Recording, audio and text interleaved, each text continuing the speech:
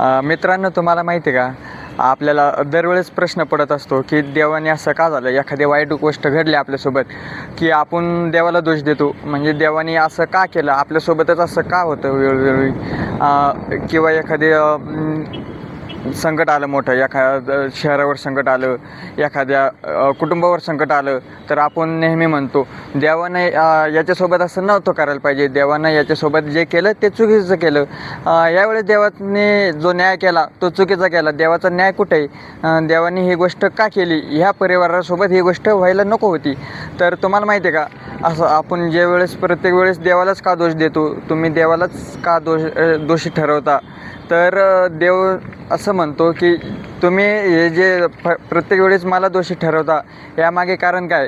आता तुम्ही चांगली गोष्ट घडते, ज्या वेळेस एखाद्या कुटुंबासोबत चांगली गोष्ट घडते, एखाद्या कुटुंबाला एखाद्या गबाड सापडतं, तेव्हा तुम्ही देवाला काय म्हणता की चांगलं झालं, गरीब घराण्यातलं होतं, त्याला त्याचं फळ भेटलं, त्याच्या कष्टाचं फळ त्याला भेटलं.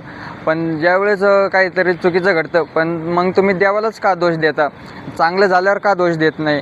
चांगलं झाल्यावर त्याचं फळ देवाला का देत नाही? म्हणजे जे घडतं हे चुकीचं झाल्यावरच तुम्हाला देव आठवतो. तर यामागे कारण काय? तुम्ही ज्यावेळेस काय चांगलं करता, जेव्हा तुमच्यासोबत चांगलं घडतं तेव्हा म्हणतच नाही तुम्ही. एखाद्या वेळेस म्हणता की देवामुळे झालं, पण मग तुम्हाला ते आठवत नाही का झालं, कशामुळे झालं. पण जेव्हा चुकीची गोष्ट घडते तेव्हाच तुम्हाला देव आठवतो. यामागे कारण काय? कट करा.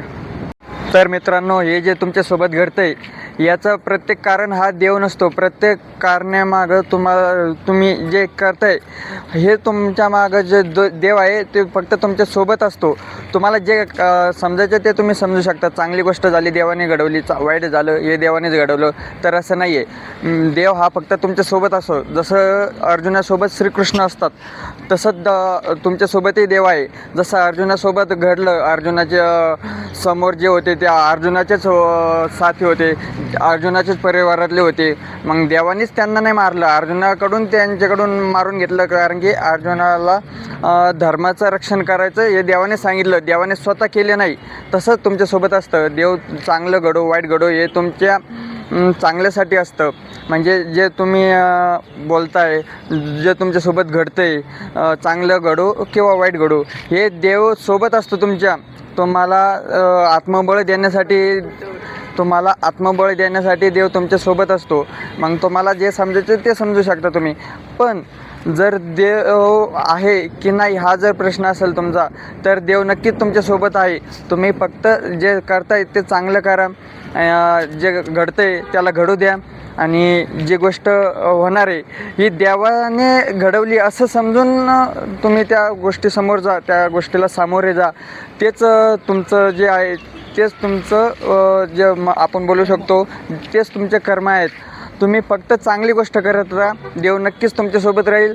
आणि जर वाईट घडलं असेल तुमच्यासोबत, तर ही पण देवाचीच कृपा समजते की याच्यापेक्षा वाईट होण्या अगोदरचं हे तुमचे संकेत आहेत.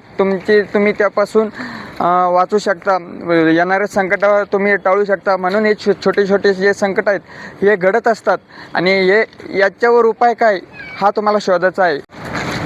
तर असेच प्रसंग घडत राहतात तुमच्यासोबत. तुम्ही त्या प्रसंगाकडं दुर्लक्ष करून त्या प्रसंगावर जेवढं तुमच्यासोबत असं विचार करा की हे जे घडलं ते चांगल्यासाठी घडलं, जे घडणार आहे हेही चांगल्यासाठीच घडणार आहे. त्याच्यामुळे देवाला दोष देत बसू नका. तुमचे कर्म करत राहा, फळ तुम्हाला भेटतच राहील. आणि असेच नवीन नवीन व्हिडिओ बघण्यासाठी चॅनलला सबस्क्राईब केलं नसेल तर सबस्क्राईब करून घ्या, कारण की आम्ही असेच नवीन नवीन व्हिडिओ टाकत असतो. भेटूया नवीन व्हिडिओमध्ये. तोपर्यंत चांगले कर्म करत राहा.